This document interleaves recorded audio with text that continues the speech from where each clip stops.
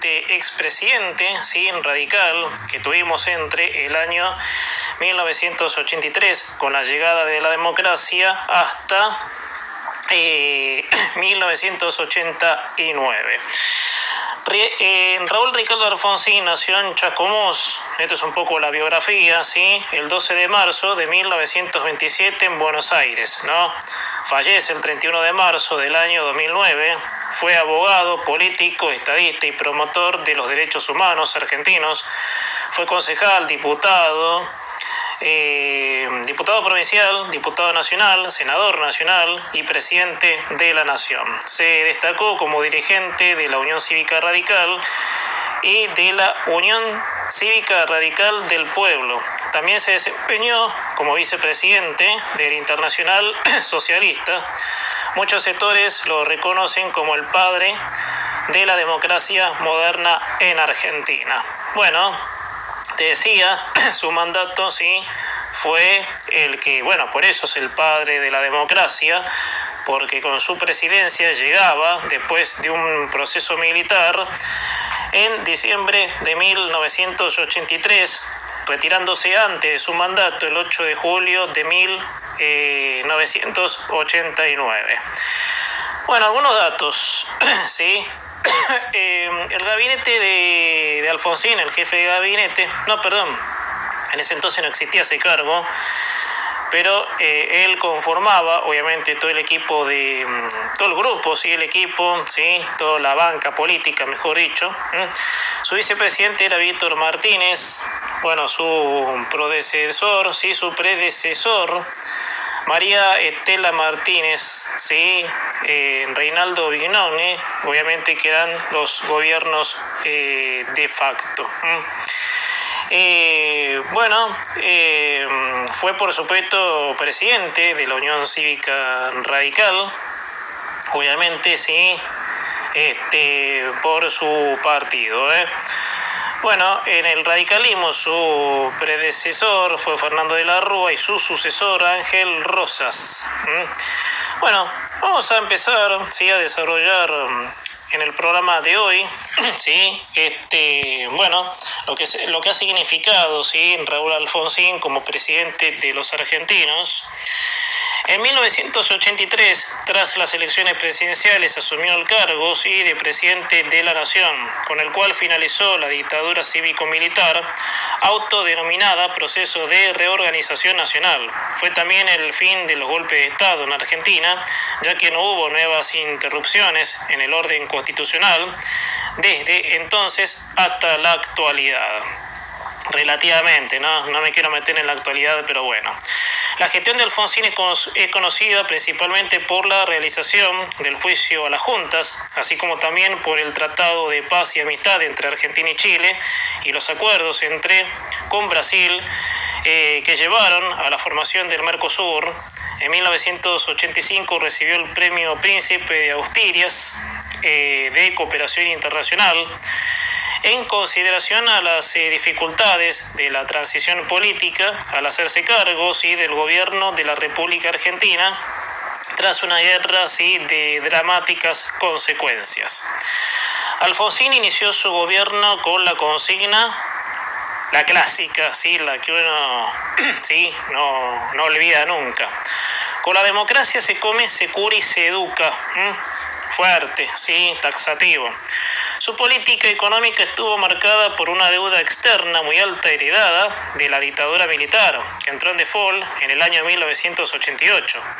Una alta inflación que pasó a hiperinflación el 14 de mayo de 1989 y una economía estancada que se redujo de un PBI de 103.000 millones de dólares en 1983 a 76.000 millones de dólares en 1989. El gobierno no habilitó la negociación colectiva de los salarios, estableció los aumentos salariales por decreto y mantuvo la prohibición de la Confederación General del Trabajo, la CGT, ¿sí?, realizada por la dictadura, enfrentando un fuerte conflicto con los sindicatos hasta 1988. Entregó el mando al justicialista Carlos Menem en 1989, en forma anticipada en medio de un proceso hiperinflacionario. Tras dejar la presidencia, realizó el Pacto de Olivos con Menem, que permitió la realización de la reforma constitucional en Argentina, ¿sí?, en 1994. Unos años después participó de la formación de la Alianza por el Trabajo, la Justicia y la Educación, que llevó al gobierno a Fernando de la Rúa. Ejerció brevemente como senador por la provincia de Buenos Aires entre el 2001 y 2002. Cuando renunció a su banca, no volvió a ocupar cargos electos. Falleció el 31 de marzo del 2009 debido a un cáncer de pulmón. Se decretaron 3 días de duelo nacional y miles de personas concurrieron a la ceremonia del entierro que mantuvo su féretro en el Congreso y luego lo trasladó al cementerio de Recoleta. Alfonsín abandonó la presidencia con su popularidad en descenso debido a los malos resultados económicos de su gestión y las leyes de impunidad que impulsó para impedir el enjuiciamiento de los crímenes de lesa humanidad cometidos en la última dictadura. Sin embargo, su imagen personal se vio en gran medida rehabilitada con los años y muchos sondeos y estudios posteriores encuentran que la opinión pública argentina en general califica positivamente su figura entre los distintos presidentes de la historia argentina. Una encuesta de 2018 que evaluaba el desempeño de las presidencias posteriores a la restauración de la democracia ubicó a Alfonsín en primer lugar. Bueno, esto más o menos su trayectoria dentro, por supuesto, de la política, como te decía recién. Vamos ahora a meternos un poquito en la infancia y juventud, obviamente. Bueno, nació en Chascomús, como decíamos antes. Fue el mayor de los 6 hijos de Raúl Cefarín Alfonsín en 1899-1964, Ana María Foulques, 1906-2003. Su padre era reconocido comerciante minorista radicado en Chascomús, una pequeña ciudad de entorno agrícola, ganadero, a 120 kilómetros de Buenos Aires. Era descendiente de españoles y afromestizos por su padre. Su abuelo paterno, Cefarín Alfonsín Feijo, era un migrante gallego, y de británicos por parte de su madre, que era hija de Gales, Ricardo Foulques, y de la malvinense María Elena Ford. Realizó sus estudios primarios en la Escuela Normal Regional de Chascomús y los estudios secundarios en el Liceo Militar General San Martín, en donde egresó con el grado de subteniente de reserva. Tuvo como compañeros de clase a Leopoldo Fortunato, Galtieri y Albano Jargindejui. Estudió Ciencias Jurídicas en la Facultad de Derecho de la Universidad de Buenos Aires, recibiéndose de abogado en el año 1950. El 4 de febrero de 1949 se casó con María Lorenza Barreneche, en 1926 que nació, fallecida en 2016, con quien tuvo 6 hijos: Raúl Felipe Alfonsín, Ana María Alfonsín, Ricardo Luis Alfonsín, Micael Alfonsín, María Inés Alfonsín y Javier Ignacio Alfonsín, nacidos en 1949, 1950, 1951, 1953, 1954 y 1956 respectivamente. De todos ellos, Ricardo Alfonsín es el único que se dedica a la actividad política, habiendo sido candidato a presidente. Desde el año 1957 vivió con su familia en la casa ubicada en la calle Lavalle 227, frente al Banco Nación, donde también ejerció su profesión de abogado y periodista. Bueno, más o menos sí tenemos obviamente datos bastante, obviamente, que nos identifican al expresidente Raúl Alfonsín. Bueno, sus comienzos. Vamos a hablar un poco de los inicios del expresidente ya fallecido. En 1950 comenzó su actuación política en el movimiento de intransigencia y renovación de la Unión Cívica Radical en Chascomús, donde participó de la fundación del diario El Imparcial. En 1954, a la edad de 27 años, fue elegido concejal de Chacomús, una ciudad donde la UCR vencía al peronismo. Y en 1955 fue encarcelado por la Revolución Libertadora. En 1958 fue elegido diputado provincial en la provincia de Buenos Aires y diputado nacional durante el gobierno radical de Arturo Illia. Entre 1963 y 1966, en el cual fue vicepresidente del bloque de diputados nacionales de la Unión Cívica Radical del Pueblo, finalmente en 1965 fue elegido presidente del Comité Provincia de Buenos Aires. El 17 de noviembre de 1966, durante la dictadura militar del general Juan Carlos Onganía, fue detenido por un breve tiempo por haber reabierto el comité de la provincia. Bueno, por supuesto está ¿sí? Parte de sus inicios, sus primeros, obviamente, dardos, obviamente, para decirlo así, en la política. Vayamos un poquito al movimiento de renovación y cambio. A partir de la instalación de la Revolución Argentina, una dictadura militar de tipo permanente, Alfonsín estrechó sus contactos con los sectores de centro-izquierda, como el socialismo dirigido por su amigo Guillermo Esteves Boero, y comenzó a desarrollar desde la provincia de Buenos Aires un pensamiento socialdemócrata dentro del radicalismo que tendría un considerable impacto en la juventud. En aquel primer núcleo alfonsinista se encontraban Bernardo Greenspoon, Roque Carranza, Germán López, Raúl Borras, entre otros.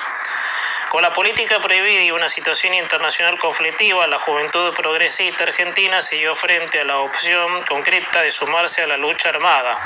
Alfonsín rechazó expresamente la lucha armada como camino de progreso social que adoptaron por entonces algunos grupos católicos, nacionalistas, peronistas y de izquierda, para ofrecer un amplio sector de la juventud un canal pacífico de militancia cierto-izquierda.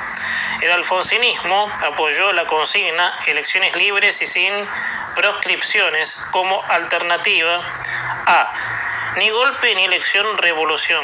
La actividad política vedada obligó a Alfonsín a expresar su oposición a la dictadura y difundir sus argumentos a través de su actividad periodística.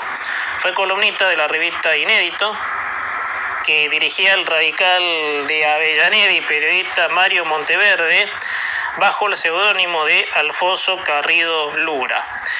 Los jóvenes radicales de la Junta Coordinadora Nacional, fundada en 1968, y la Franja Morada, que habían mantenido una militancia activa contra la dictadura militar, comenzaron a acercarse a Raúl Alfonsín.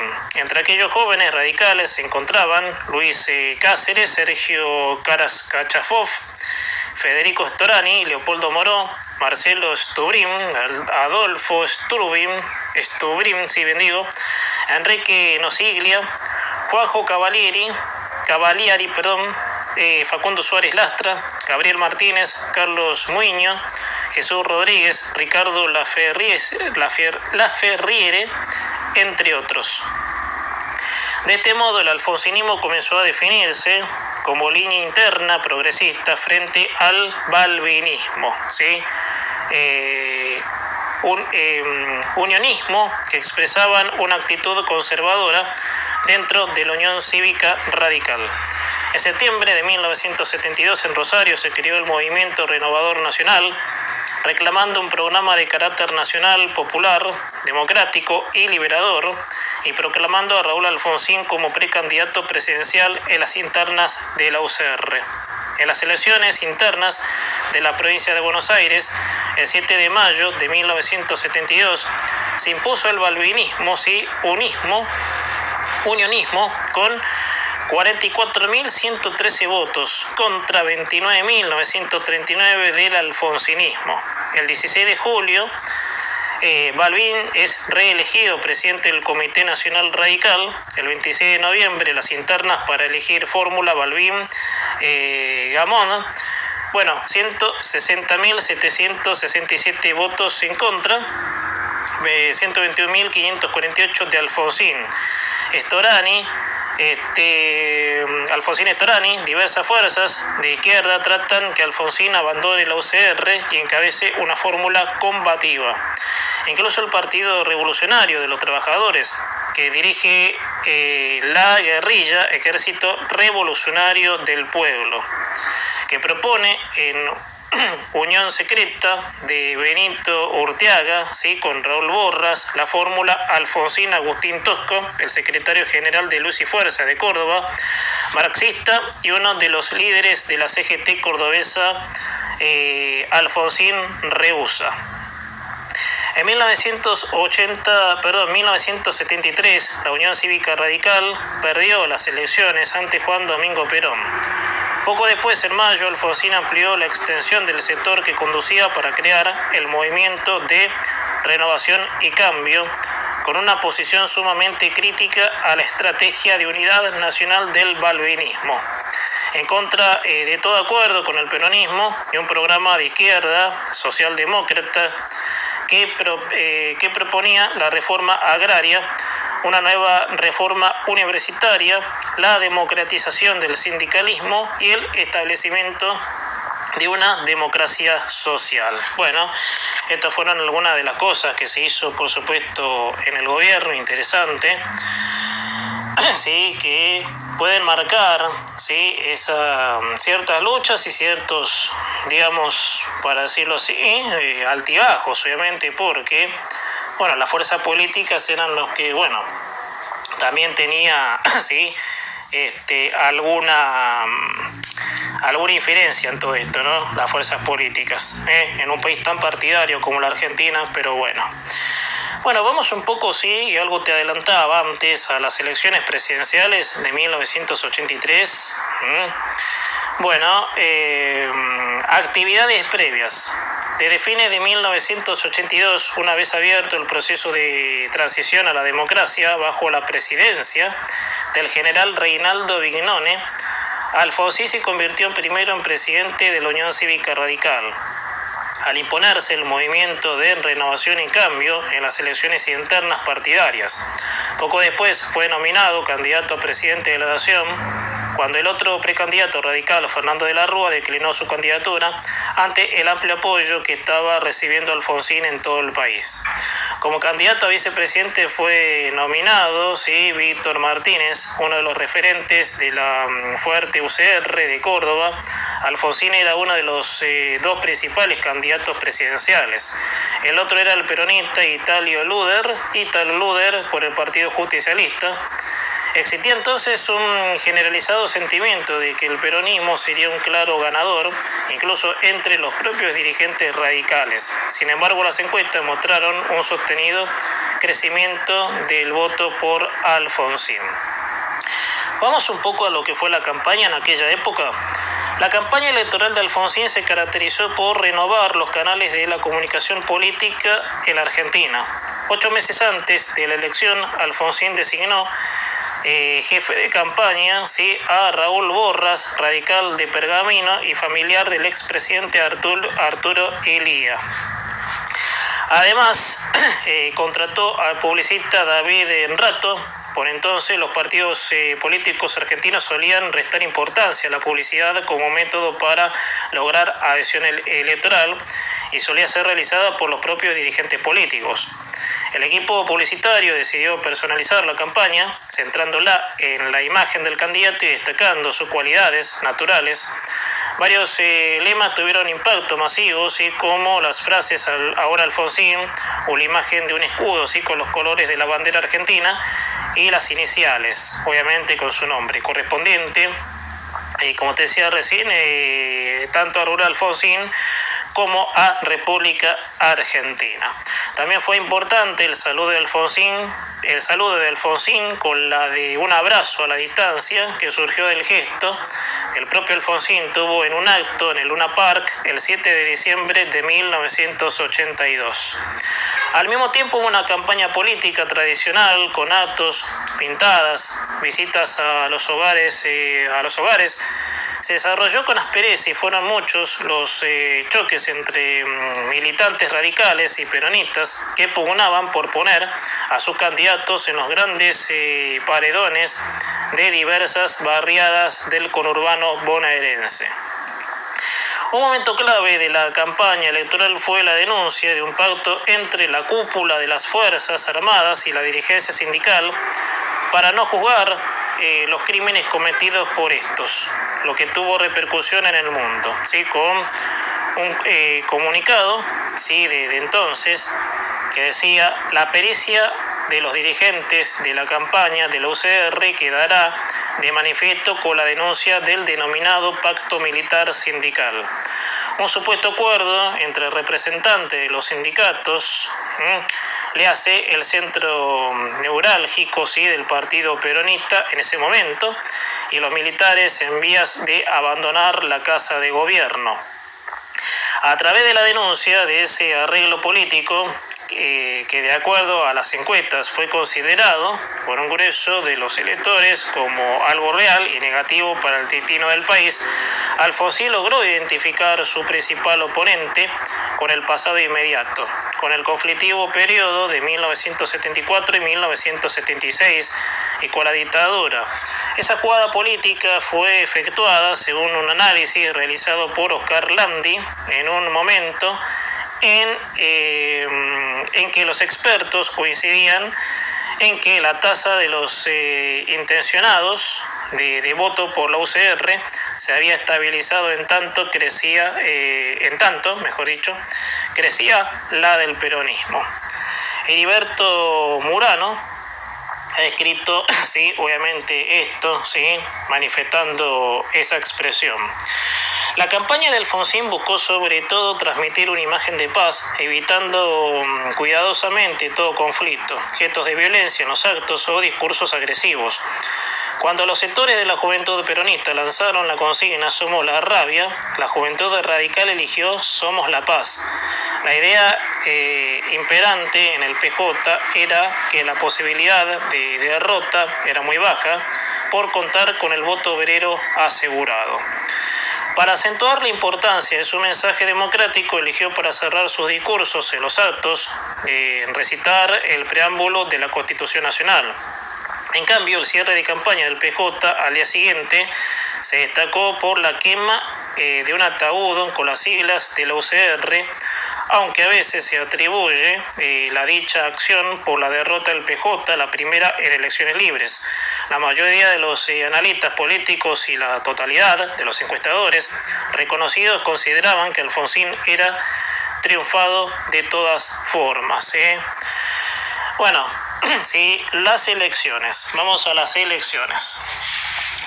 Las elecciones se realizaron el 30 de octubre de 1983 y Alfonsín triunfó obteniendo el 51,7% de los votos frente al 40,1% del peronismo. La Junta Militar, presidida en ese momento por Reinaldo Vigenone, pretendía integrar el mando 6 meses después, pero luego de algunos cabildeos, Alfonsín asumió el cargo el 10 de diciembre, fecha en que tuvo lugar una gran concentración popular en la Plaza de Mayo. En lugar de saludar desde los balcones de la Casa Rosada, como era la costumbre, Alfonsín habló desde el Cabildo de Buenos Aires. Bueno, por supuesto, sí, Alfonsín, por supuesto, ha generado como esa impronta de querer cambiar eso, ¿no? Pero bueno, algunas cosas fallaron, gente, sí, no vamos a decir que no. Era difícil y como hablamos siempre, gente, ¿no? Haciendo un poquito mención a lo mejor de lo que es la actualidad. Bueno, cuando asume Macri la presidencia era difícil obviamente reacomodar al país en un sendero obviamente para llegar a acuerdos, para devolver la paz obviamente de la que Alfonsín en ese entonces por supuesto apostaba. Bueno, fallecimiento del expresidente, ¿sí? Fallece a los 82 años el 31 de marzo del 2009 debido a un cáncer de pulmón y luego de que su salud se viera agravada en sus últimos días por una neumonía broncoaspirativa, El gobierno argentino decretó 3 días de duelo nacional por el fallecimiento, y sus restos fueron velados desde las primeras horas del 1 de abril del 2009 en el Salón Azul del Congreso Nacional, al que concurrieron además de autoridades y políticos de distintos partidos, un número aproximado de 80.000 personas que debió esperar en fila entre 5 y 6 horas. Entre las autoridades políticas que participaron del acto se encontraban los expresidentes Carlos Menem, Fernando de la Rúa, Eduardo Duhalde y Néstor Kirchner. La presidenta Cristina Fernández no pudo estar presente por encontrarse en la cumbre de G20 de Londres. Sí, recuerdo, sí, que algún dardo, sí, medio irónico lanzó, sí. Ahora, estaba pensando en eso, gente, les confieso, antes de llegar al pasaje. Sí, no estaba, sí, pero lanzó alguna pizca de veneno, como ella acostumbra, pero bueno. Bueno, al día siguiente fueron llevados a la cureña militar, escoltada por el regimiento de granaderos a caballo, al cementerio de Recoleta en Buenos Aires. Los restos del expresidente descansaron provisoriamente en la bóveda de los caídos en la Revolución del Parque, hasta que el 16 de mayo fueron trasladados a un monumento individual en el mismo cementerio, en lugar construido sobre mármol gris y beige, donde hay una cruz en lo alto y un iluminado vitraux, ¿no?, por el que entra una luz tenue. La frase del preámbulo de la Constitución Nacional que él solía repetir durante la campaña presidencial está grabado sobre un mármol, ¿sí?, como reseña de sus intenciones y legado, con el objetivo de constituir la unión nacional, afianzar la justicia y consolidar la paz interior, proveer la defensa común, promover el bienestar general y asegurar los beneficios de la libertad para nosotros, para nuestra posteridad y para todos los hombres del mundo quien quiera habitar el suelo argentino. Bueno, es un repaso, ¿sí?, por la presidencia, la vida y la presidencia del radical, obviamente el padre de la democracia, como lo fue considerado Raúl Alfonsín. Buena semana para todos. El viernes nos encontramos en otra hora de hablar.